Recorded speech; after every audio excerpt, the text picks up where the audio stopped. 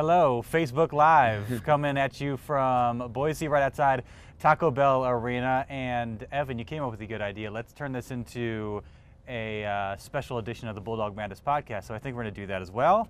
And I think we're going to throw this up on the Creme 2 YouTube page. So anywhere you consume Creme 2 or Gonzaga content, we should be available to you. We're everywhere. We're everywhere. One of us. So many platforms. All the platforms. Creme 2's Bulldog Madness coverage is coming at you. And a lot to digest from today's game against UNC-Greensboro. A 68-64 win that you predicted it would be an anxious one, not be double digits. I wasn't so sure. I thought that they would kind of leg away from the Spartans as this one went on. I actually told our photographer, Brett Alberry, wave hi, Brett Alberry, always with us on these trips. Is this 18 straight? 18 straight trips? 17 straight? This is 19. 18 consecutive. 18 consecutive, 19 overall.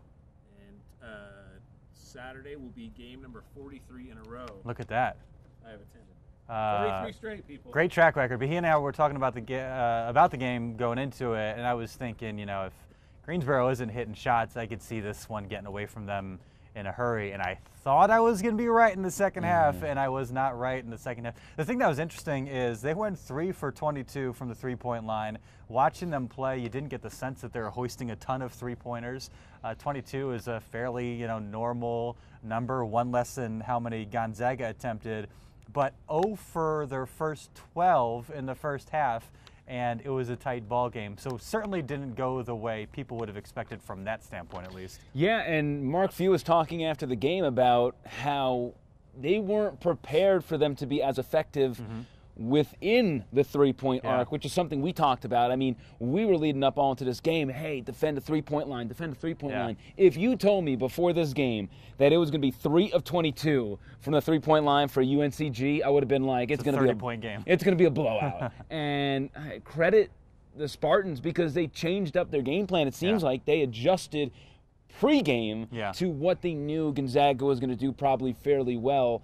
And that threw this team for a loop. Also mix in the lethargy from waking up very early, playing a 10:30 game. I don't like to use it as an excuse, but when a team never has played a 10:30 game in I don't know how long, I mean, maybe in one of those overseas tournaments they've had one of those things, but like that's just a really bad time, especially when you're playing someone on the East Coast when it's 1:30 their time. So that was an issue. Jonathan Williams had an awesome game. It took him like 10 minutes to finally get going. I mean, offensively, he didn't look good in the first half. I mean, some of the normal shots we're used to him taking were, the hooks and whatnot in the lane were way off the mark.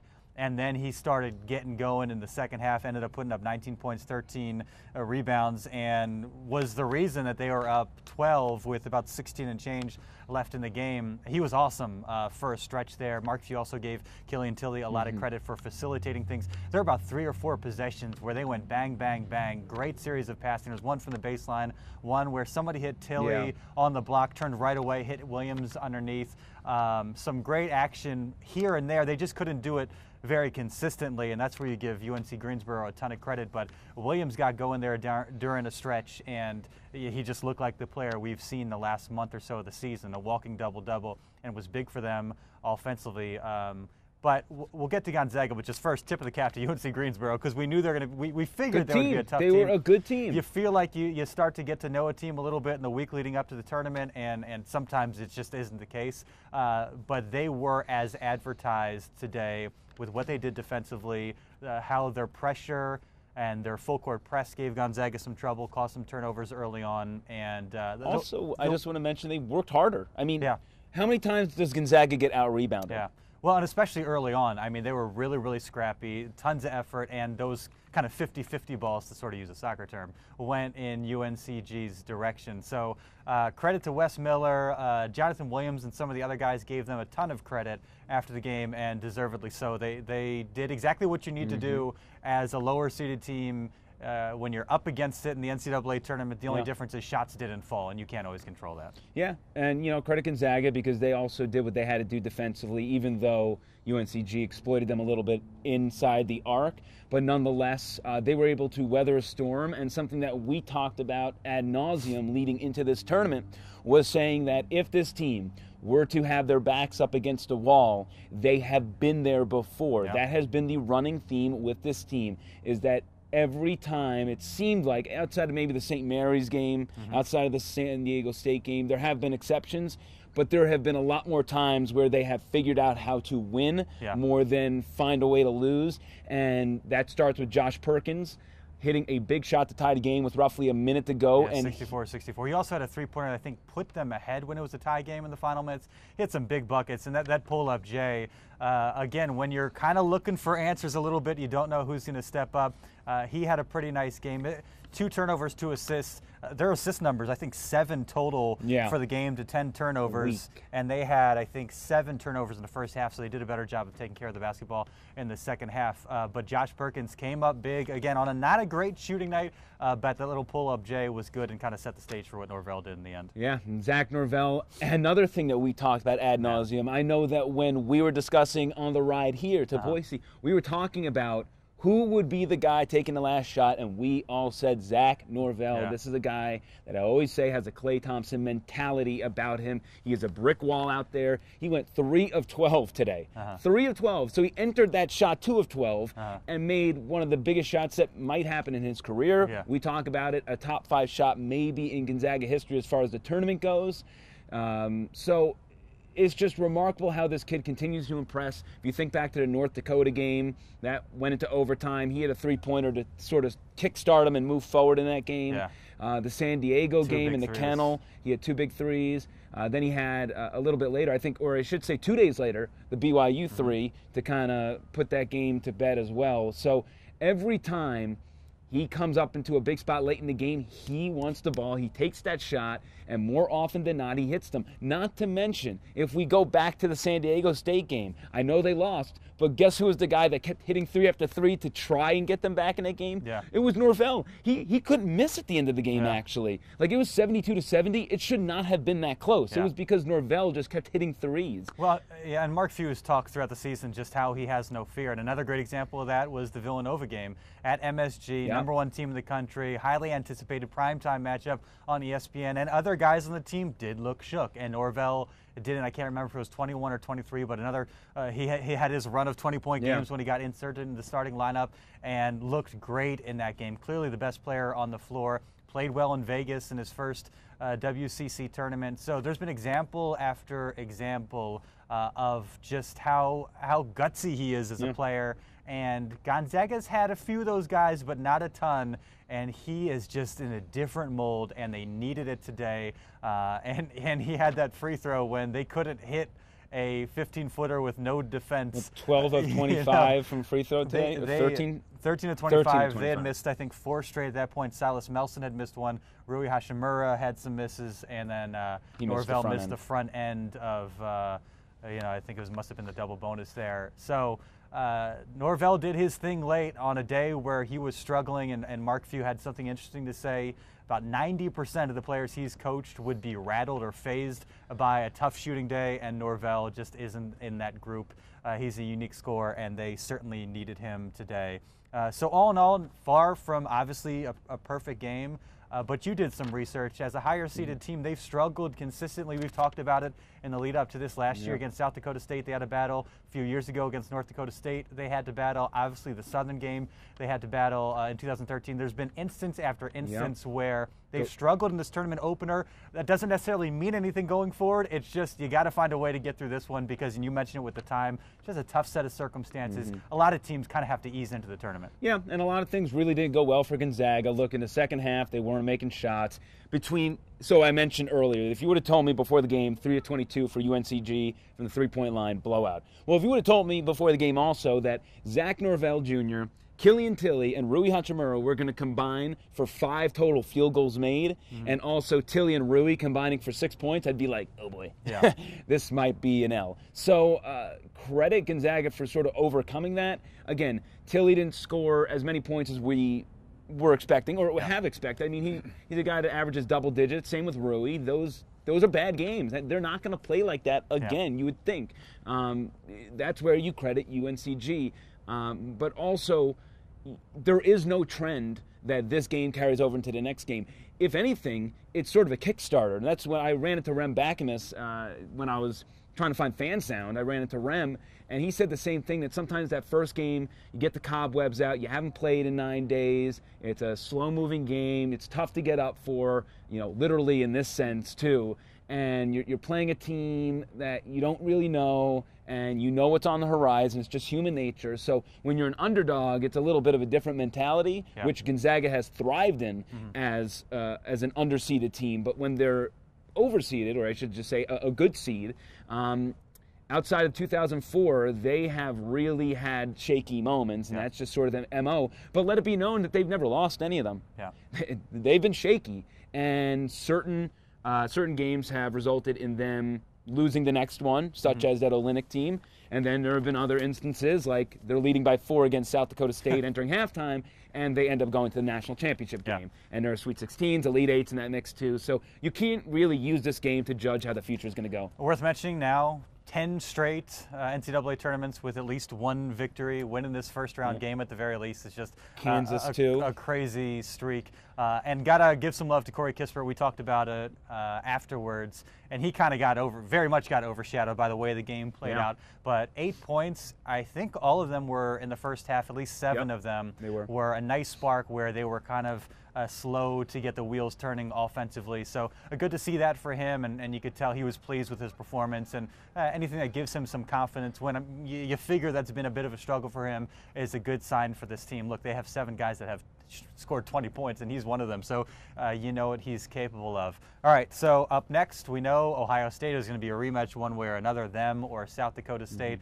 Mike Daum did all he could, I think 27 points, but the Buckeyes. Dominator. The Buckeyes survived. This one's setting up an interesting matchup for you. I know, we had Kyle Bankhead in the weeds to start off this tournament. Now I'm the one in the middle of all the action. I mean, look, it's very interesting that we have a rematch in the second round. Usually the NCAA committee doesn't want to do that, but in this case they did, and seedings work out the way they do. First time in the PK80 tournament. That was the day before we headed out there.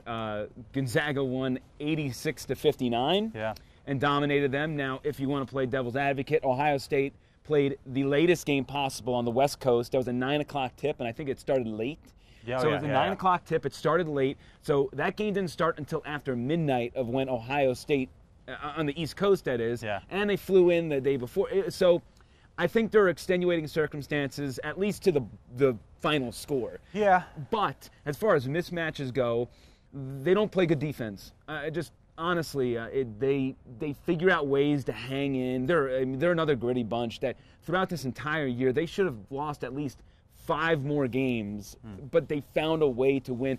The win against Michigan at home actually is the one that stands out the most, when they were down like 20-some-odd points and chipped away an entire game and ended up edging them at the Schottenstein Center in Columbus. But besides that, you have Keita Bates-Diop, who is the Big Ten Player of the Year, the surprise story, a first-round NBA pick, and I like Jonathan Williams against him.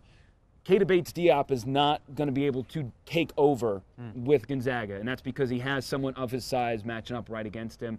Jason Tate is also another guy, a very rangy and lengthy forward who will, again, match up well with Gonzaga because now they have threes into the mix. Usually, I'd say this is a bad matchup, but now guys like Tilly, Rui, and J3, those are the 3 guys that you need to worry about making an impact for this Ohio State game. Those are the difference makers because the guards for Ohio State are mediocre at best. You know, Perkins and Melson might be able to actually have stronger games, and Perkins actually had 6 3-pointers in that game against Ohio State. He torched them. 20 points. I think Jonathan Williams had 21. Yeah, so he torched them, and that might be the case again. That might be something where Few goes up to him and says, "Look, you're just better than them. So go hunt your shots and go make your mark in this tournament." So that's just sort of what stands out. They have a couple of bigger dudes. Yeah. Wesson being the most notable on the top of my head, which I wonder how they're going to manage. But outside of that, I just think this is a really good matchup for Gonzaga. And I said it once the brackets came out. I was more worried about UNCG. than Ohio State in an unbiased way. Yeah. The Buckeyes had 3 guys with over 20 points today, and that was pretty much the extent of their offense. And we've talked about just how Gonzaga locks in on scouting reports and details and, takes their best option out of it.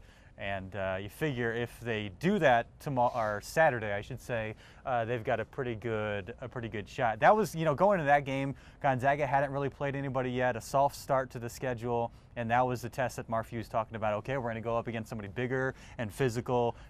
How do we handle that? And we learned a lot of good things about this Gonzaga team at the PK80, and it started with just a dominant performance against the Buckeyes, again, one of those big, tough, physical teams you see in these power conferences. And so that will be part of the test. I'm sure Marfew will talk about that again when we get a chance to talk to them tomorrow. The thing that's always interesting is, these smaller conference teams have to play kind of a gadgety style against Gonzaga. We saw it with South Dakota State. They had all 5 guys with a foot in the paint just to kind of neutralize Shemek Karnowski. And so now you figure teams play them a little bit more straight up.